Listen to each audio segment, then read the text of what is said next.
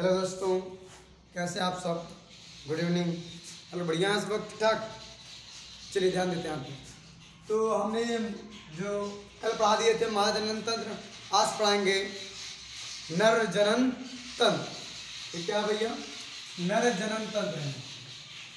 ये भैया नर जनन तंत्र, नर जनन तंत्र। ये हो गया भाई नर जनन तंत्र है। इसे हम कह सकते हैं मेल रिप्रोडक्टिव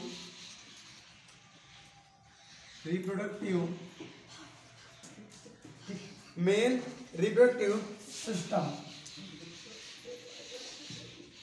क्या बोलते हैं? सिस्टम। ठीक है। अब याद देखना, जो नर जनन तंत्र है इसके अनेक अंग होते हैं।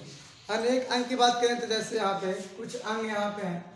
पहले बात कर लेते हैं तो पहला यहाँ पे आ जाता है सबसे पहले स्थान पर। ठीक भैया, ये क्या है? पहली वाली है। यहाँ ध्यान दीजिएगा, इसमें निम्नलिखित अंग होते हैं। पहले की बात कर लें तो नंबर 1 स्थान पे आती है वृषण। पुरुष का मुख्य जनन क्या होता है भैया? वृषण। इसे हम लोग क्या बोलते हैं? टेस्टिस। और दूसरे स्थान पे आती है आदि वृषण।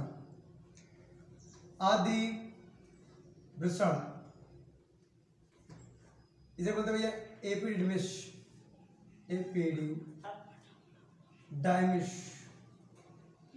ठीक भैया। और दूसरे पे होती है तो तीसरे स्थान पे शुक्रवाहिका।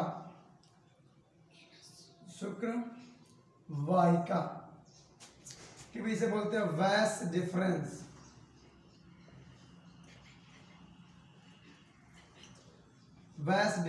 ठीक। और चौथे स्थान पे आता है शुक्रासन।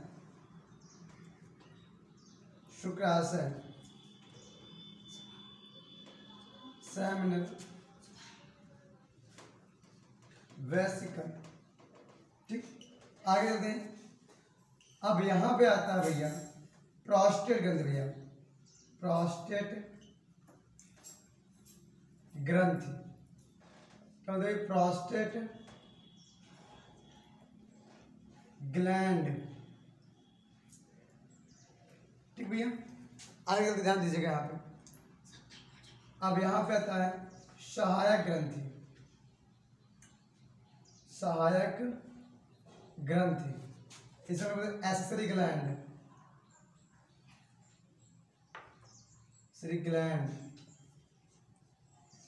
ठीक। अब आता है अगला नंबर मूत्र मार्ग। क्या बोलते हैं? मूत्र मार्ग। इसे बोलते हैं यूरेथ्रा। चौथे मतलब ये पहला पॉइंट है शिश्न। इसे हम लोग बोलते हैं पेनिस। तो इतने भैया पुरुष जनन तंत्र के अंग होते हैं। कितने भैया? 1 2 3 4 5 6 7 8 होते हैं। ठीक। अब यहाँ देख रहे हैं, हमें थोड़ा सा ध्यान देना है कि जो ये भाग बना हुआ संरचना बनी हुई ये क्या है। मैं बात करूं तो जो ये संरचना बनी हुई है नर का, इसे हम लोग बोलते हैं भैया, यहाँ देखिए ऐसे कुछ खोल होता है, ऐसे बना होता है। ठीक।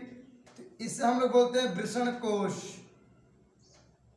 क्या बोलते हैं भैया? वृषण कोश। और जो अंदर वाला भाग है ये बड़ा हो गया। अब ये जो अंदर वाला भाग है इसे हम लोग बोलते हैं वृषण। ठीक भैया। और जो ये दिख रहा है यहाँ पे इसे बोलते हैं अधिवृषण।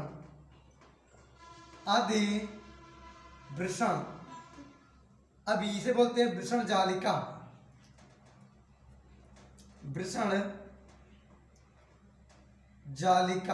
ठीक, ये सब क्या है? वृषण जालिका। हमें ध्यान देना है यहाँ पे कुछ टॉपिक। यहाँ पे ये जो दिख रहा है इसे हम लोग क्या बोलते हैं? मूत्र मार्ग। ठीक भैया। इस भाग को बोलते हैं शिश्न। क्या हो गया? शिश्न। इसे बोलते हैं Balbo urethral gland. Balbo urethral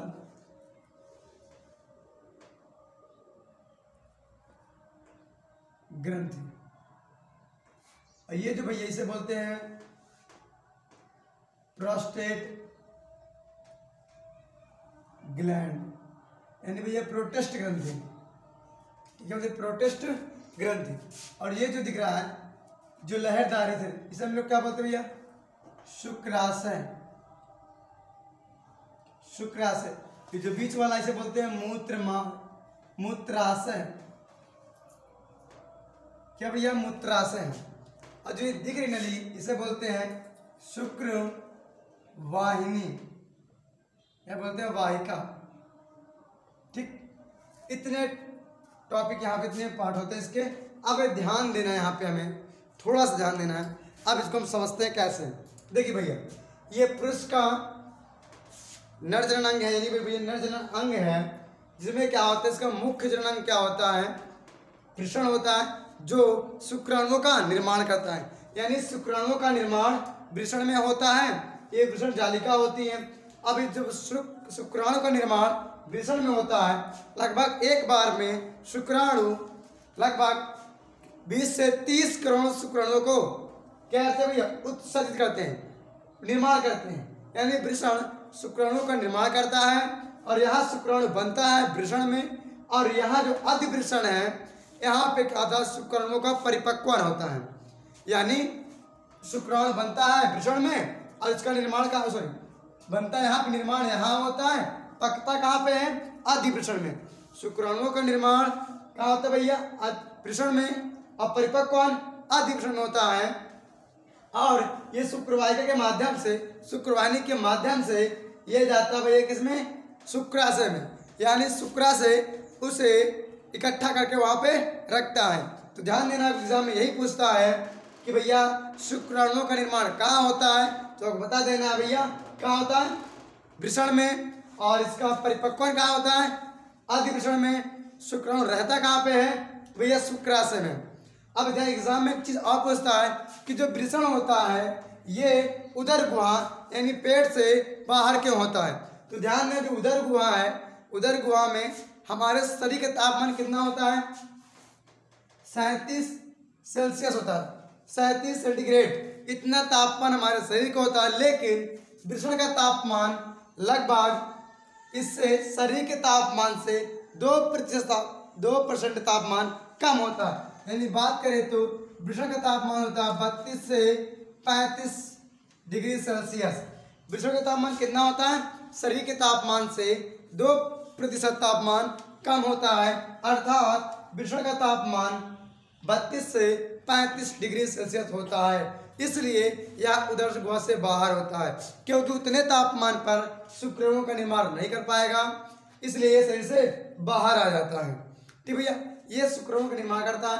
अब देखिए आप, ये शुक्राशय है, यहाँ पे शुक्राणु इकट्ठा होते हैं, वीर्य इकट्ठा होते हैं, वहाँ पे पड़े रहते हैं। ये क्या भैया? मूत्राशय। मूत्राशय में क्या पे? यूरिन यानी पेशाब एकत्रित रहता है, इसी के माध्यम से यहाँ पे आता है। जो प्रोटेस्ट ग्रंथि होती है भैया, सहायक ग्रंथि होती है, ये प्रोटेस्ट करती क्या है?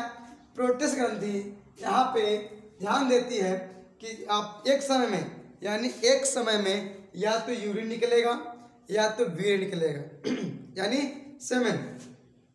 इसका मेन काम होता है यहाँ पे यूरिन और वीर्य का क्या करना भैया? वेद करना। यानी वीर्य को किसको बाहर निकलना है, किसको बाहर जाना है। यहाँ पे अगर शुक्राणु आएगा यानी वीर्य बाहर निकलेगा, सेमेन बाहर निकलेगा तो यूरिन नहीं आएगी, यूरिन बाहर निकलेगी तो सेमेन नहीं आएगी। यानी दोनों एक समय पे कभी नहीं आ सकते, अलग अलग टाइम पे दोनों आते हैं, या तो सेमेन आए या तो भैया यूरिन आए।